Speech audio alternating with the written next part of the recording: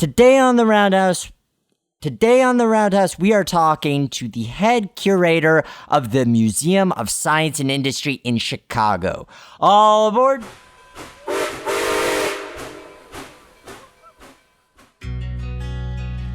In days past, the roundhouse was where the railroad worker united with the steam locomotive, each to prepare for the journey ahead.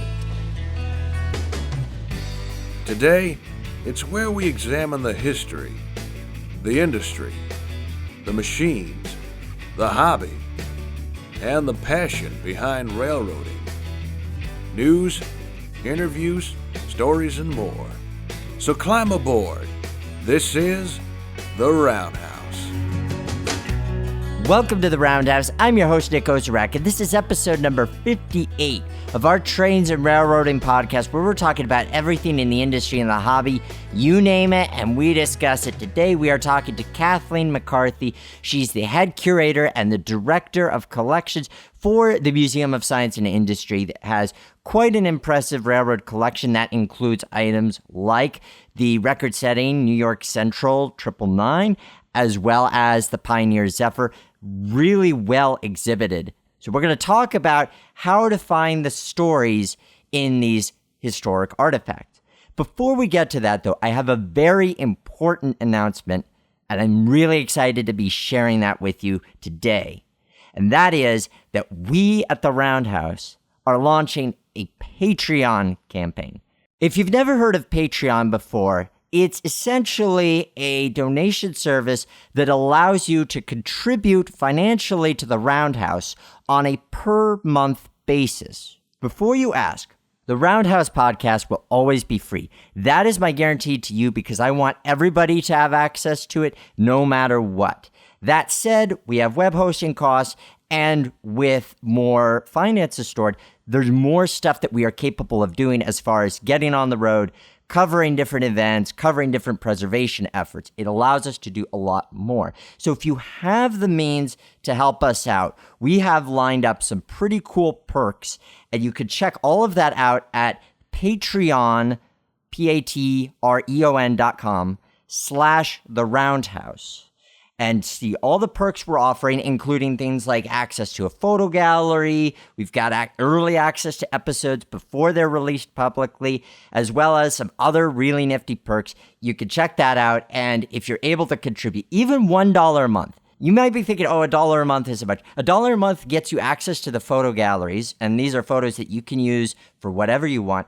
And that alone is going to make a difference. Every bit helps, and I thank you guys for being along this journey and helping to support the show as you have. Again, the place to go is patreon.com/the Roundhouse, and I'll have a link in the description for the show notes for episode number 59.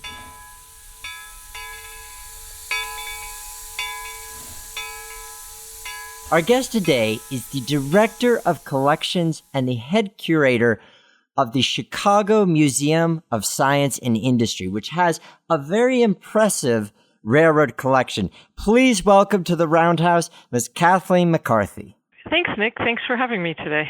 What was your road to becoming the head curator for MSI? That actually was a very interesting journey. My own background is in art, and specifically in sculpture. So what I came to this job with was an understanding really of the power of storytelling using objects and sort of what an object can represent and how it really can tell a story about the people who created it, the ideas it represents, and the world in which it lives and operates.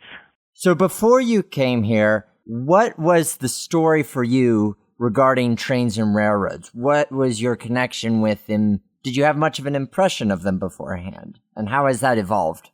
I actually am a huge train fan. When I moved to the city of Chicago, after about 1 year, I got rid of my car. It was hard to drive in the city and really hard to park. And so I became a huge fan of public transportation and started riding trains all the time, whether it's the city trains, the Metro trains or even Amtrak to travel. And so while I really appreciated trains and the experience of riding on them, when I started at the museum and learned a little bit more of the history of trains, what I found really fascinating was how much trains, and this is true for a lot of technologies, how they really reflect back to us who we are as human beings. For an example, when the train was, first locomotives were introduced in the early 1800s, people had never had the opportunity to go that fast before, and a lot of people were frightened. And we're talking about roughly 30 miles an hour. They didn't know if our bodies would literally hold up at 30 miles an hour. The same thing happened, when trains got faster, 50 miles an hour, 100 miles an hour. Even today, now we're talking about a new train, a new kind of train like the Hyperloop.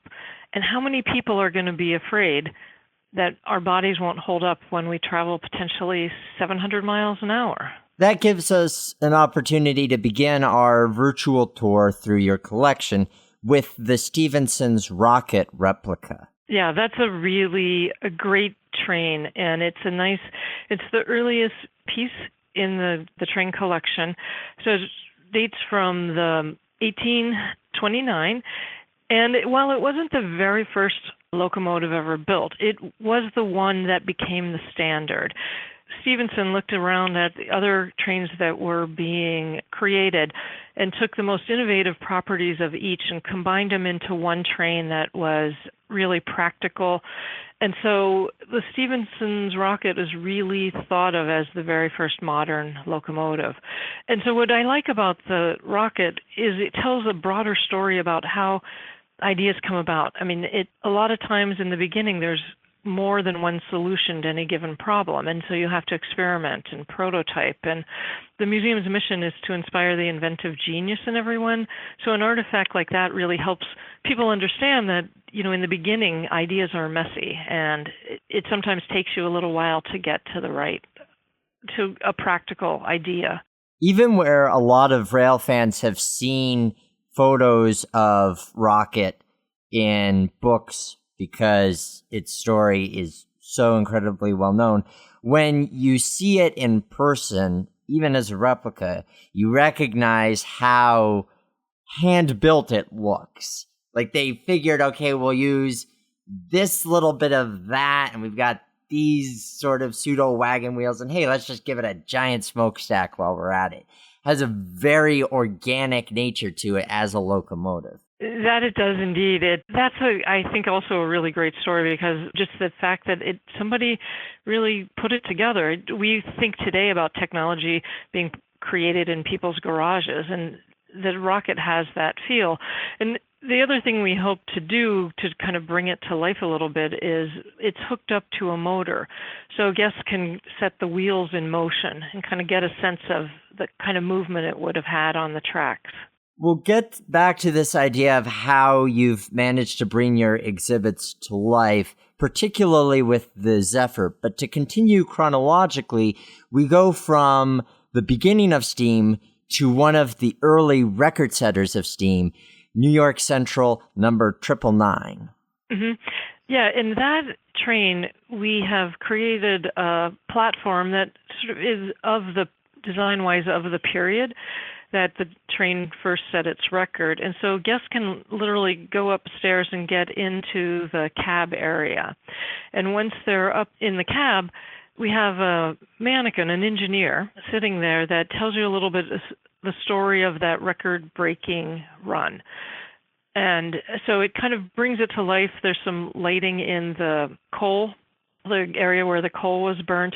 And then outside, for those not up in the train, there's an interactive where you can sort of crank a wheel, and it kind of feels a little bit like the way the train wheels operate. And you can sort of see all the systems come to life and get a sense of how the steam was created and how it powered the locomotive. The thing about the 999, and this is true for the rocket too, it reflects another bit about humanity, is that the rocket won a competition, and the 999 broke a speed record. So that almost was like a challenge. So a lot of we human beings love competition and challenges, and a lot of technology gets introduced and advanced and grabs the imagination of the public through these kinds of competitions and challenges, like both the 999 and the rocket successfully completed. Something that I was reflecting on with my field producer when we were out there was how you have both these artifacts of rail technology and these artifacts of war technology, and they are both very impressive in terms of what humanity set out to do with each. But I have to admit, I take comfort in knowing that the train was for a unification and connection. When I look at something, especially the U-boat, which is amazing, it's still tough to wrap my head around the fact that this was built primarily to kill. It's a very strange feeling. Yeah, that is a very important point. And ironically, the fact that the U-boats were getting destroyed on a regular basis, they had to build new ones all the time. And so they were able to iterate and innovate with each successive version. And one of the things that I think is really great about the U-505 exhibit, that it definitely pays tribute to the bravery of the soldiers that captured it, but it also tells the story about how bitter enemies can become friends. 20 years after the capture, the two captains, the German captain and the American captain, met at the museum for the 20th anniversary of the capture and toured the boat together and talked about that day, and it was all recorded on film. And now we play it at the end of the exhibit, sort of in the context of what was a horrible situation and people were bitter enemies. Now we're friends. And so hopefully, in this case, this piece of technology, even though it was designed for war, can help bring us to peace in the future. And because there are so many pieces from the beginnings of the Industrial Revolution through the jet age, you get to see how that's evolved over time. And it is quite a journey. Bringing us back into the railroad spectrum was the Pioneer Zephyr, which was an early foray into streamlining, which really revolutionized how trains looked. Yeah, and it's an amazing story. I mean, it has a technological story, too, with the diesel engine, and it was record-breaking, and so it had that pull that excited people's imagination, but you're right, it fundamentally looked different. And it's another sort of reflection back on humanity, that the design of an object or a piece of technology, it's really important if you're going to have it as part of your life. And in this particular case, what's so exciting about it is the design was to give it a look that it was fast. It was speed, it was streamlined, but it also actually was aerodynamic because of that basic design. So not only did it suggest speed, but it actually made it faster by design. And I think that it shows another side of technology that I think is important for an audience like ours, which is a broad audience, is sometimes your interest may be in actually creating the systems like the engine and all the electronics for a train, but also you might be the person who decides how the train looks. And so there's a lot of engineering that goes into it and a lot of creativity. So it's a really collaborative process. From what I saw, there was so much creativity in bringing the Pioneer Zephyr back to life. There's the split screen effect where you see a video of a guy talking you through what it was like to work in the RPO, and you can go into the passenger cars and you hear stories about what it was like for the passengers to travel. But also these side exhibits where kids get to turn a wheel and see the wheels in motion or make a diesel motor operate. That, to me, seems really important for taking a static entity that has a lot of history, but teasing that history out of it so it is relatable to, as you say, a broad audience. Our audience has come to really expect that when they come to the museum, there will be some interactive way to bring all of this to life. It's in the museum's DNA. And when the museum was founded, there was very few museums, certainly not in the U.S., but there were one in particular in Europe, the Deutsches Museum, where you actually got to go in and operate things and, just get very hands-on with them. And so our founder, Julius Rosenwald, thought that America is a really important industrial nation, and so we should have a museum like that. And it was for the express purpose of getting people excited about the technology that's coming into their world, that's changing their world, and as well to get kids excited to study and pursue careers in science and engineering and technology. So these artifacts have been in the museum for quite some time. For you, with your tenure here, how have you taken what's already been established and tweak it to continue to bring out the story? What do you think the ultimate storytelling method is when you have a machine whose life was in motion? These were things that were out on the main lines. Now they're sitting in a building. What is the key to bringing that? I think the best way to bring these artifacts to life is through various means of storytelling. And that kind of storytelling could be very specific to the object, such like the 999, when you get to hear from an engineer talking in the first person, what it was like to live and be on the train. We want to add some contextual large-scale graphics around the rocket to give you more of a sense so that you could feel yourself immersed in that time frame and really tell the story from the vantage point of what would have been going through your mind if you were there that day. Because if you were in England in 1829 and watching the rocket, you were watching something brand new, something never really seen before. And so I think that what we want to do first and foremost in bringing that to life is to really let you see it through the eyes of the story of somebody seeing it for the first time in its time period. Your museum has a very wide array of exhibits, even beyond vehicles.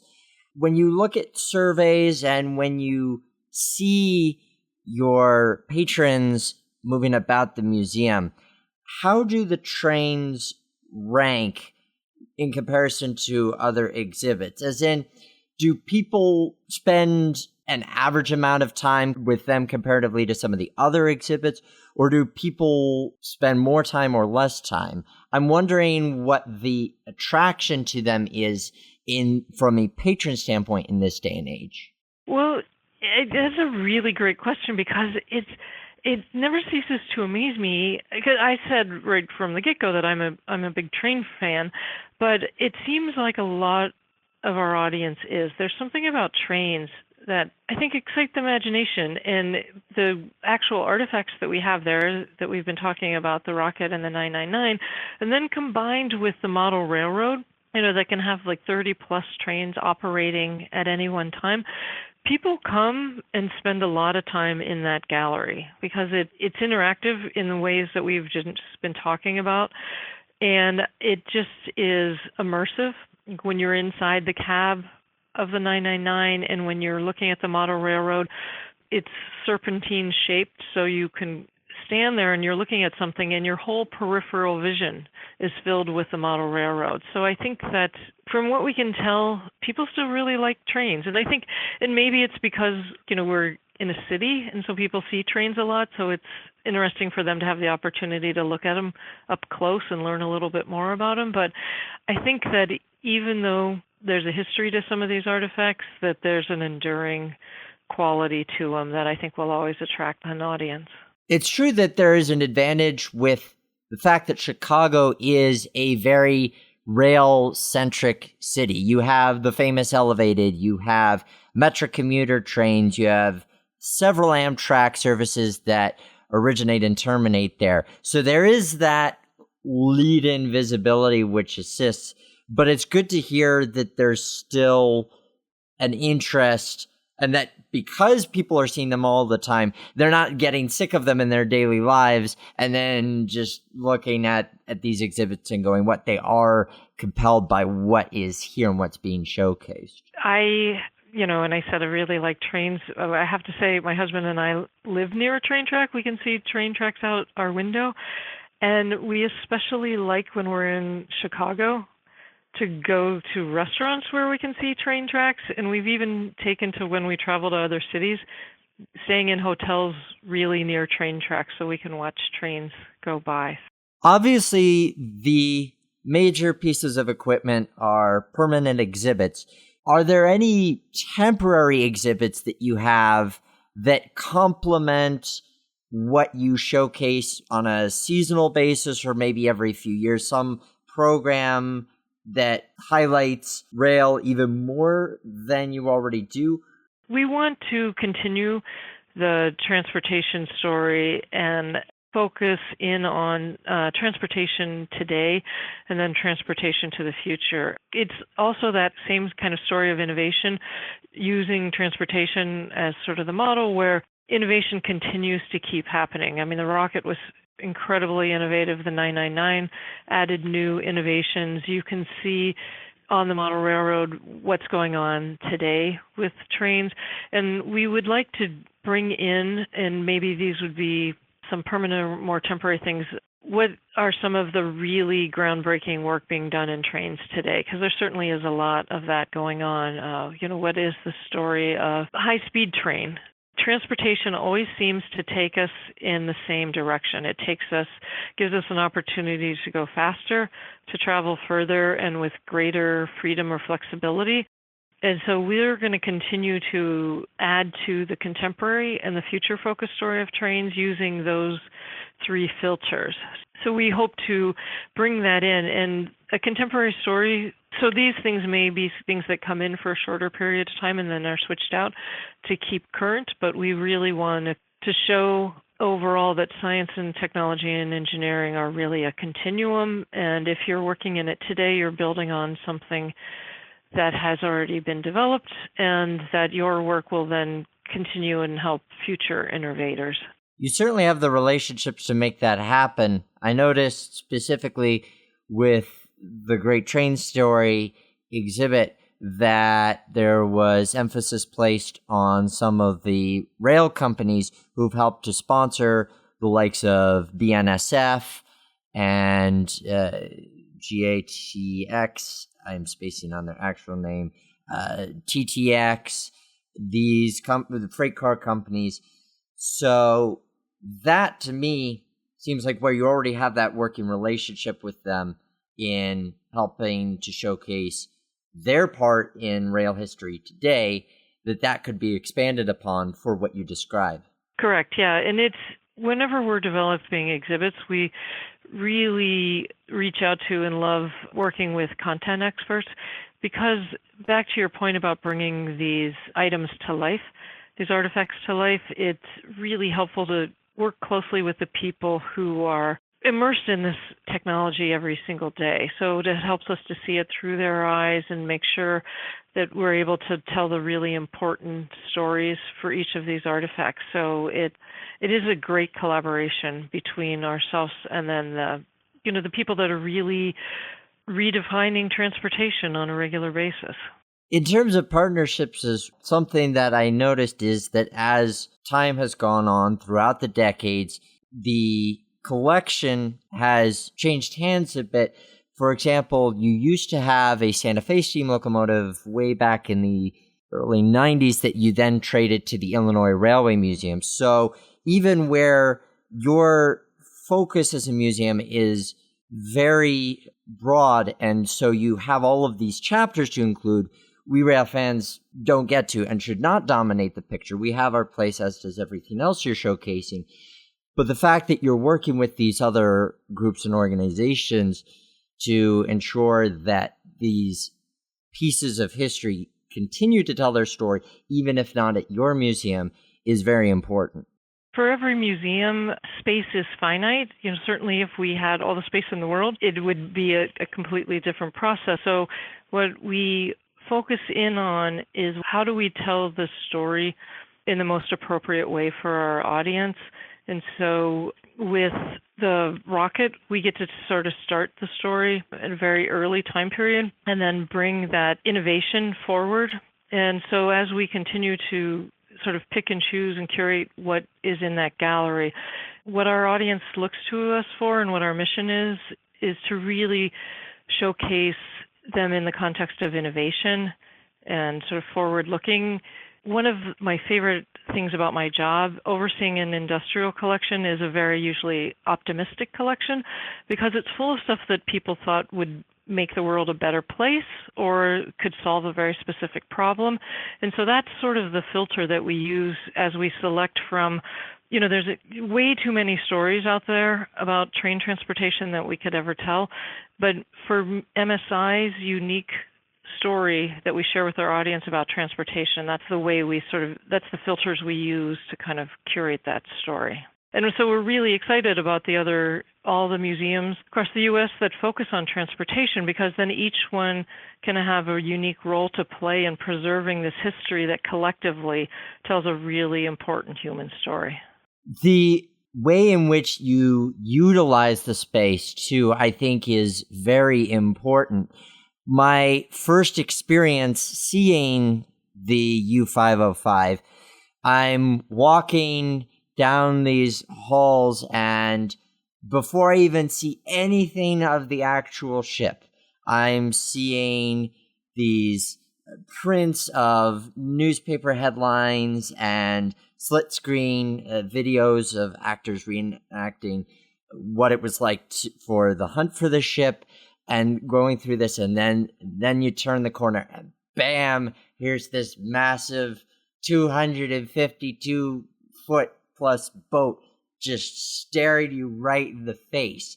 And that way of having this awe moment that's completely organic, it's not like the choir of angels is literally singing, but the fact that you turn the corner and there it is, the way in which the space creates the feeling is really important. And even where the rail exhibits are concerned and how they're situated, just how things are arranged and situated is important to that storytelling process. Yeah, and the U505 exhibit was a really great opportunity to utilize that aspect, that way of telling the story, because we were able to build a brand new building to house it. And it's actually underground because we are a historic structure. We're the only remaining building from the 1893 World's Fair.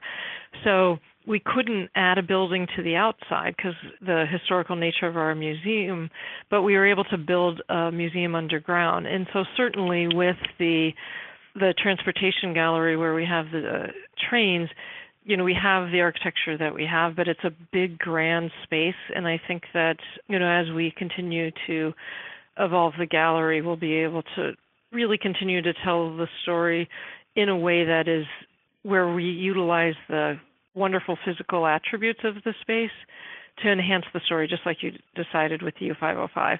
And I have to say, it's amazing to be down there and see people when they come around the corner and are just so surprised to see the U505. And I've even seen people just sort of burst into tears when they come around the corner seeing it for the first time.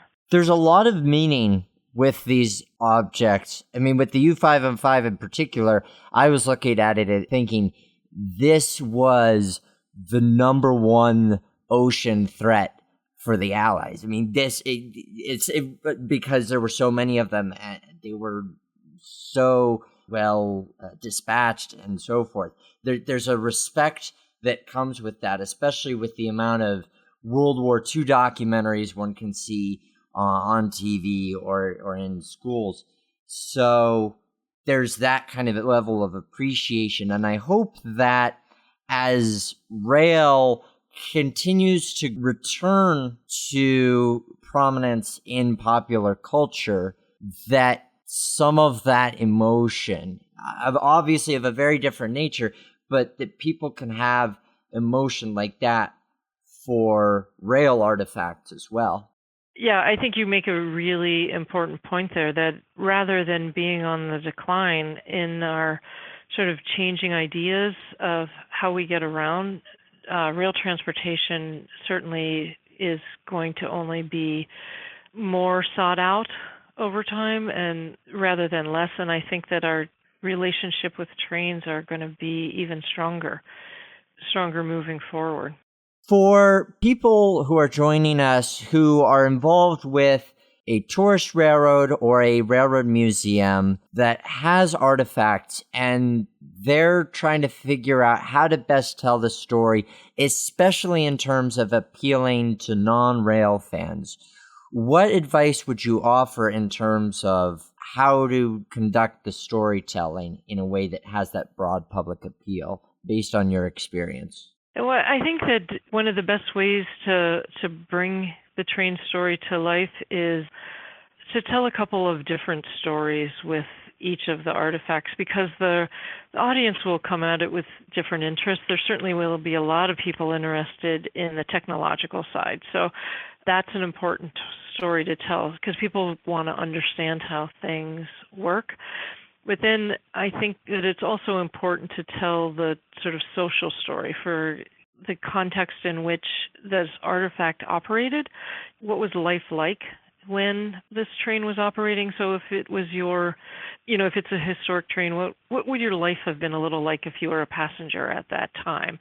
And some of the, what was it like to get to the train? What was it like to, was it a convenient thing? Was it a special thing that you did occasionally? How did people use the trains? But just any way you could sort of tell the story that takes people back to the moment where the train that they're looking at would have been in a key part of their life, I think is the best way to do it, because people love love to use their imagination and sort of imagine themselves in different time periods. I certainly would love for time travel to actually be something that one day we're able to figure out. I don't know if that's ever going to be a possibility, but I think it would certainly, until that time, the best thing that we can do in an exhibit is really give people the sense that they're time traveling.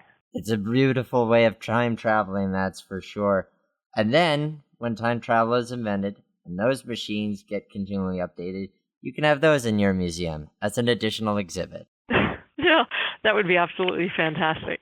Kathleen, thank you so much for joining us here on the Roundhouse and helping us to understand how you go about the storytelling experience for railroads at the Museum of Science and Industry. It's very well presented.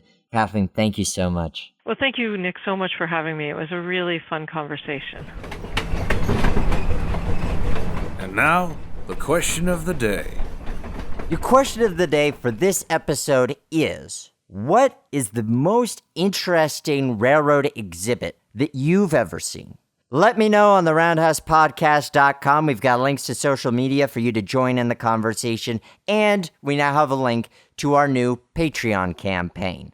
If you could contribute to help the show grow, it's going to be an amazing ride. I guarantee it. And you're going to get some cool stuff along the way. The place to go is patreon.com/theroundhouse. And whatever you can contribute, I really deeply appreciate it. I can't thank you enough for all the support you've shown. And it's because of that support that I feel that we can embark on this next step and do some really cool stuff. Remember that the Roundhouse is our house.